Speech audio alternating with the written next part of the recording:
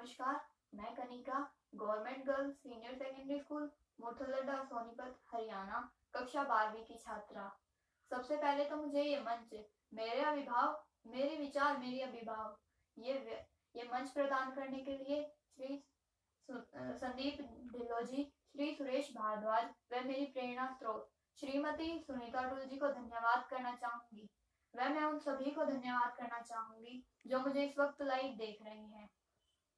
अरमानों का गला घोटना बंद करो, अरमानों का गला घोटना बंद करो, दहेज के लिए लड़का बेचना बंद करो, दहेज के लिए लड़का बेचना बंद करो। जी हाँ, आज का हमारा विषय है दहेज। सबसे पहले हम ये जान लेते हैं कि दहेज क्या होता है।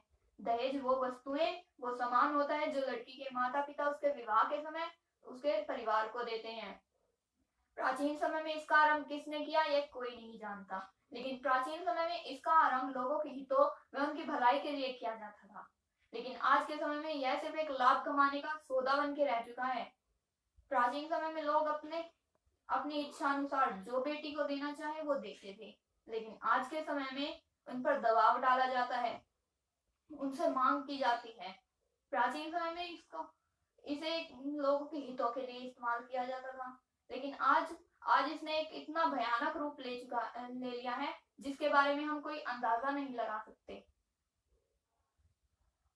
प्राचीन समय में अपनी बेटी को देना ही दहेज समझा जाता था। लोग उन्हें स्वीकार कर लेते थे अपना दहेज समझकर, लेकिन आज के समय में लोगों को LCD, TV, fridge, AC, cooler इत्यादि जैसी चीजें चाहिए दहेज में। अपने बेटे को कुछ लोग हीरा समझते हैं, अपने बेटे को कुछ लोग हीरा समझते हैं, तभी बहू के नाम पर दहेज मांगते हैं, तभी बहू के नाम पर दहेज मांगते हैं। हमारे समाज में दहेज लेना व देना कानूनी अपराध है, फिर भी इसे बढ़ावा मिलता जा रहा है। यह उन लोगों की वजह से हो रहा है जो इसे गंभीरता से नहीं ले रहे। इसे गंभीरता से लेना आवश्यक है, वरना ये अपना इतना भयानक रूप दिखाएगा जिसके बारे में हम सोच तक नहीं सकते। आज लड़कियों की ऐसी स्थिति है कि हम रोज अखबारों में देखते हैं, टीवी में देखते हैं, रेडियो पर सुनते हैं, मैगजीन्स में आता है कि आज यहाँ पर लड़की के साथ रेप हुआ, आज यहाँ पर इस लड़की ने फांसी खाई। सब कुछ होता है, हम चुपचाप देखकर सहते रहते हैं। क्यों? हमारी बेटियां, हमारी बहनें, हमारी दीदियां ये सब कुछ सहती रहती हैं। क्यों? सिर्फ हमारी वजह से या अपनी वजह से या इस समाज की वजह से? क्यों? यह एक गैर कानूनी अपराध है, इसे रोकना आवश्यक है।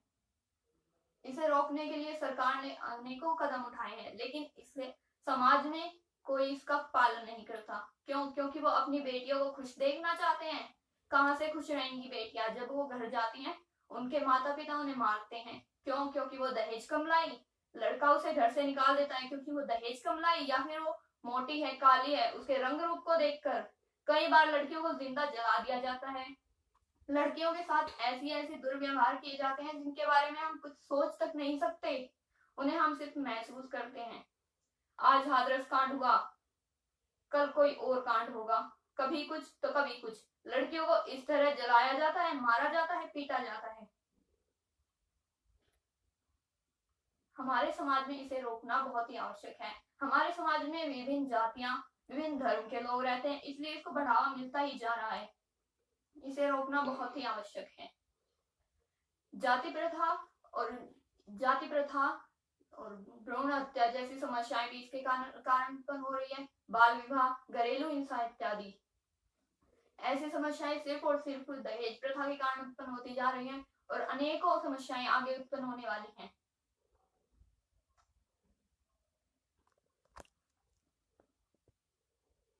हमारे भारत में अनेकों जातियां हैं, अनेकों धर्म हैं, लेकिन सिर्फ और सिर्फ हिंदू धर्म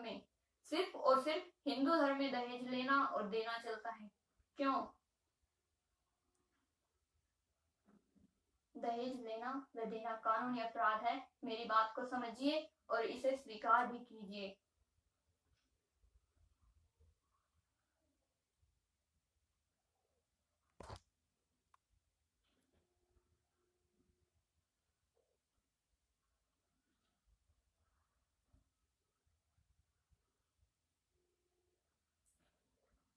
बेटियों को जिंदा जलाया जाता है, उन्हें मारा पीटा जाता है, उन्हें घर से बाहर निकाला जाता है। क्यों? क्योंकि वो दहेज कम लाई या उनकी औकात नहीं थी इतनी।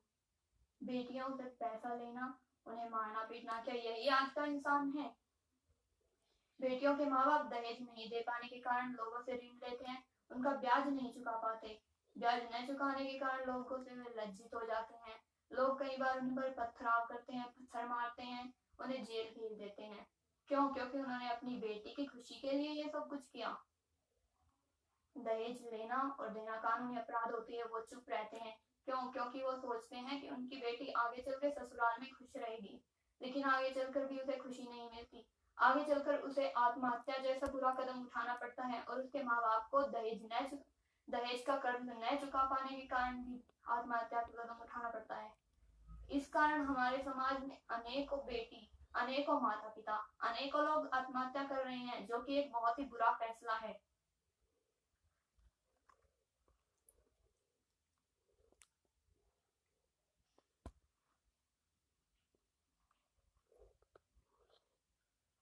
दहेज को रोकना बहुत ही आवश्यक है। दहेज हमारे समाज में निरंतर विकास करता जा रहा है और ये हमारे देश की आर्थिक स्थिति को पर भी प्रभाव डालता है। दहेज लेना और देना गैर कानूनी है, फिर भी लोग इसे निरंतर विकसित किए जा रहे हैं। ये ऐसे कदम वही लोग उठाते हैं जो इसको इस बारे में पता नहीं है, जो इसके बारे में पूर्ण तरह से इसके बारे में जानते नहीं है। यह बहुत ही गलत बात है। हमें इसे सुधारना चाहिए। स्कूलों में अध्यापकों द्वारा बच्चों और कॉलेजों में बच्चों प्रोफेसर द्वारा बच्चों को पढ़ाना चाहिए, इसके बारे में बताना चाहिए, इसे रोकना कितना आवश्यक है। युवा लोगों में इसको प्रोत्साहित करना चाहिए। इसे रोकने के लिए वे ग्रामीण क्षेत्रों में जाकर बुजुर्ग व बड़े लोगों को बताना चाहिए इसके दुष्परिणामों के बारे में।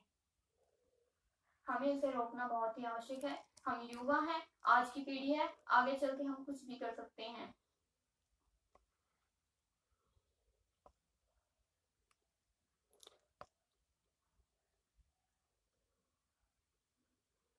हिंदू समाज में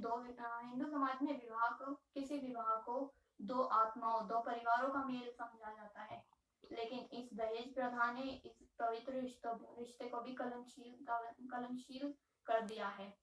हमारे समाज में हिंदू समाज में इसका इतना प्रचलन हो चुका है कि प्रत्येक शादी में इसका प्रयोग किया जाता है, प्रत्येक शादी में इसे निभाया जाता है।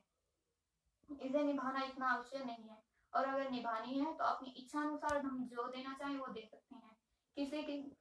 किसी के दबाव में आकर ये करना बहुत ही गैर कानूनी माना जाएगा।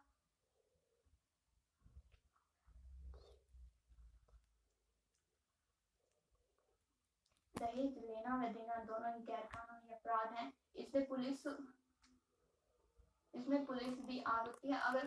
अगर लोग दहेज देते हैं, लेते हैं और पुलिस को सूचित नहीं किया जाता और पुलिस को कहीं और से सूचना मिलती है, तो लड़के के माता पिता व लड़की और लड़के दोनों को और उनके पूरे परिवार सहित उन्हें जेल हो सकती है, 5 साल की जेल व 1 करोड़ रुपए तक का उन्हें पैसे देने पड़ सकते हैं।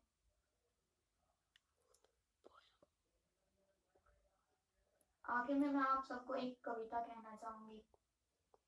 बेटी नहीं चाहिए लेकिन बहू चाहिए, बेटी नहीं चाहिए लेकिन बहू चाहिए।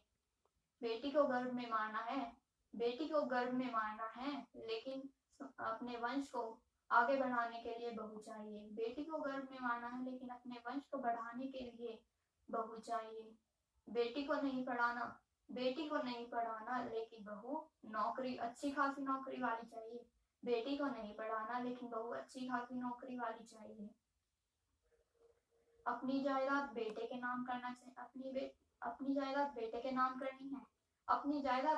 नाम करनी है और इज्जत बेटी के सर पे मलनी है। वाह समाज तेरे कितने चेहरे हैं। हमारे समाज में दहेज प्रथा के कारण भ्रूण हत्या सबसे ज्यादा हो रही है। भ्रूण हत्या दहेज न देने के कारण कई माता पिता ऐसे हैं जो लड़कियों को गर्भ में ही मार देते हैं, जो कि गैर कानूनी अपराध है। कुछ लोग अपनी बेटी के लिए दहेज न एकत्रित कर पाने के कारण अपनी बेटियों को ऐसे व्यक्तियों के हाथ कर देते हैं जो कि अनपढ़ होते हैं, उनकी उम्र से अधिक होते हैं, 2 गुना 3 गुना अधिक उम्र वाले लड़के से उन्हें शादी करनी पड़ जाती है। कई बार ऐसे लड़कों से उनकी शादी करवा दी जाती है जो कि मानसिक व शारीरिक रूप से स्वस्थ नहीं होते, जिस कारण उनकी जिंदगी व उनके मानसिक स्थिति पर बहुत ही बुरा प्रभाव पड़ता है। कई बार उन्हें अपना मनचाहा वर तो मिल जाता है, लेकिन दहेज कम ले जाने के कारण उन्हें उनके परिवार द्वारा लज्जित किया जाता है। उनके रंग रूप को लेकर उसको लज्जित किया जाता है। अपने ही घर में नौकरों की तरह व्यवहार किया जाता है। उसे खाना भी नहीं दिया जाता, भूखे प्यासे रखकर उसे मार दिया जाता है। कई बार उसे जिंदा जला दिया जाता है। क्यों? सिर्फ दहेज लेने के कारण। दहेज नहीं हुआ तो क्या हुआ?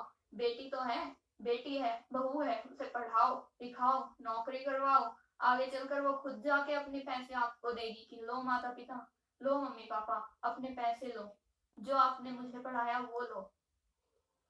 बेटियां कर्ज उतार देती हैं, बेटे तो पढ़ लिख कर इंग्लैंड चले जाते हैं, लेकिन बेटियां नहीं जा पाती अपने माँ बाप के कारण, अपने प्यार के कारण।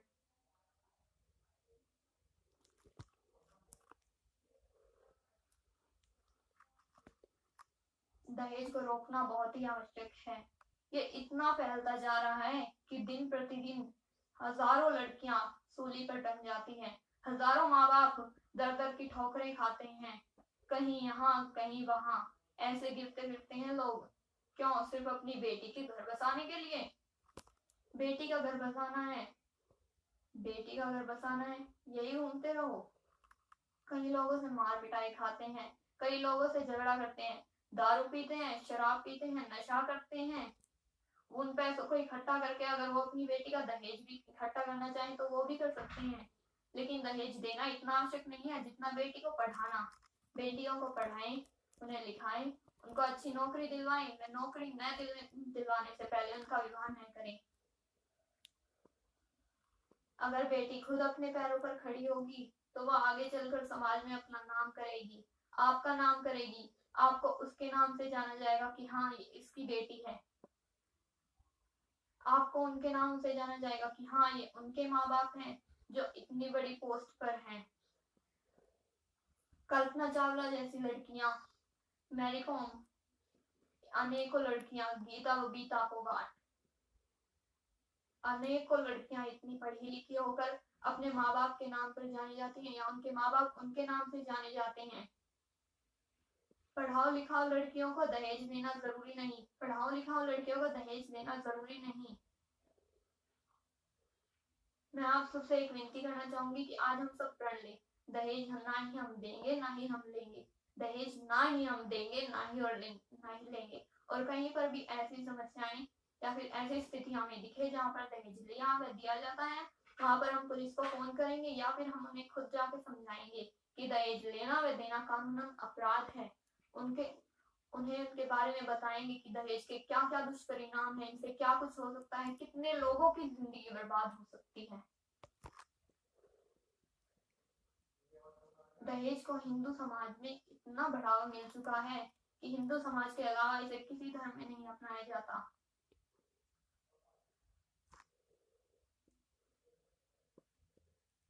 हमारा समाज इतना इतना नीचे गिर चुका है कि लड़कियों को मारना पीटना सिर्फ यही रह चुका है, और सिर उठाकर तो ऐसे चलते हैं ना जाने उन्होंने क्या क्या कर दिया हो। सिर्फ अपनी बेटी को मारा है, अपनी बहू को मारा है, अपनी पत्नी को मारा है। भ्रूण हत्या, घरेलू हिंसा, ऐसी ऐसी समस्याएं, इतनी बड़ी समस्याएं ये भी बनती जा रही हैं और आगे चल के अनेकों ऐसी ही समस्याएं उत्पन्न होती रहेंगी जिनके बारे में फिर कोई और बताएगा, लेकिन समाज ऐसी समस्याओं को मानता ही नहीं है। उन्हें लगता है यह तो प्रथा है जो प्राचीन समय से चलती ही आ रही है, लेकिन वो ये नहीं समझ रहे कि प्राचीन समय में इनका प्रभाव हमारे ऊपर अच्छा पड़ता था।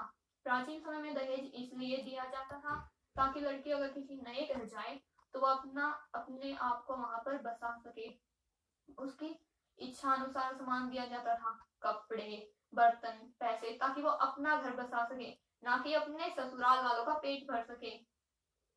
आज के समय में इसे इतना बढ़ावा मिल चुका है कि लोग इसके लिए एक दूसरे की जान लेने पर उतार हो चुके हैं।